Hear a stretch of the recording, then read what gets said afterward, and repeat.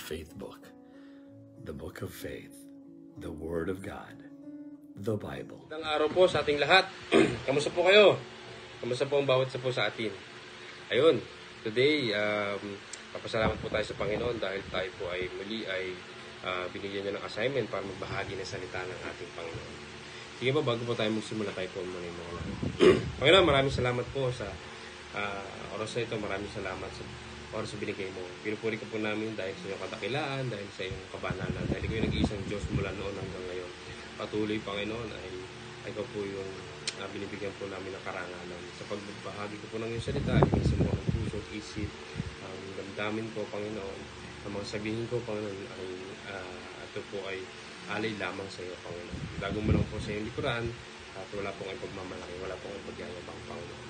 Hindi po ako matalino, hindi po ako aral, Panginoon. Pero sa habag mo at sa biyaya mo, Panginoon, ito po yung bibigay po sa aking salita. Maraming salamat po, Pangalan Jesus. Amen.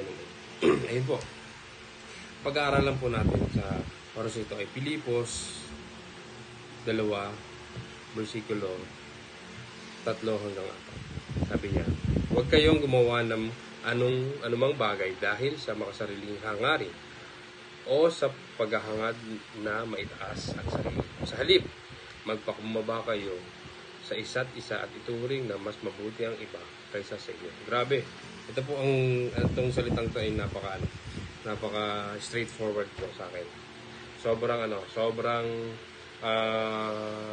tinamaan po ko dito. Sometimes, gumagawa tayo.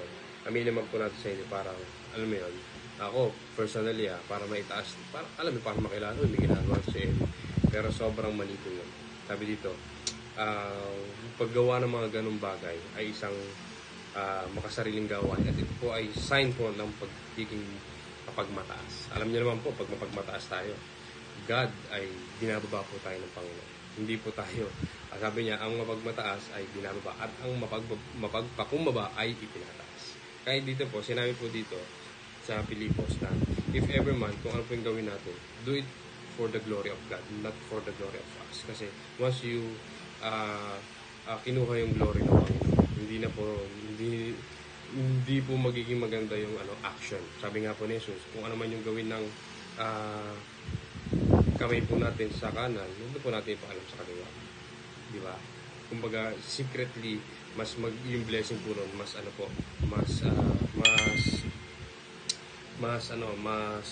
maganda yung blessing po. Unlike yung pagsasabi po natin, ay, tinulungan ko to, bla bla bla. Ngayon po, this is the time na pwede po tayong gumawa ng ganun dahil sa mga pinagdaanan po natin bagyo. Gumawa po kayo I challenge you, kahit kami po, gumawa po tayo ng mga bagay na, alam niyo po yun, na hindi na kailangan ipagmalaki sa Panginoon. Dahil alam naman po natin, lahat po ng bagay na meron po tayo, ito po ay galing po sa Panginoon. Ako po, I'm sure, lahat po ng meron kami, ito po ay galing sa Panginoon. Even paghinga po natin sa oras na ito po ay galing po sa Panginoon. Kaya wala po tayong ipagmamalaki sa ating Panginoon. Kaya sabi nga ni David, Panginoon, pinanganak mo ako ng hubad. Kaya dito ako nag-worship. Wala akong lahat.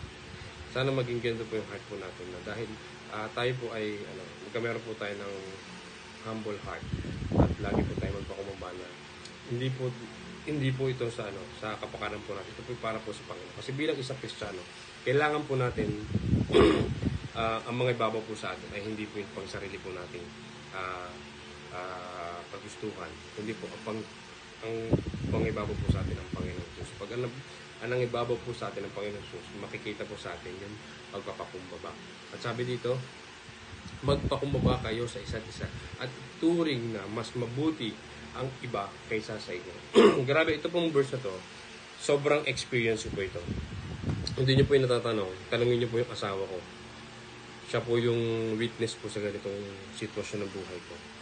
Alam niyo pong mayabang ako kasi taga Batangas po kami. Ang kasabihan po sa Batangas, mawala na ang yaman, wag lang ang yabang. Grabe po. Sobra pong sobrang nung unang verse, sobrang ako yon na ginagawa ko to dahil gusto ko makilala yung pangalan ko. Pero isang ganun po ng Panginoon, ang laki po na wala sa akin, promise. Sobrang laki. Maniwala po kayo sa hindi. Pero, nung in-apply ko na po yung verse 4, ayun, unti-unti na po nagbabalikan yung blessing. Hindi po sa financial, sa spiritual, sa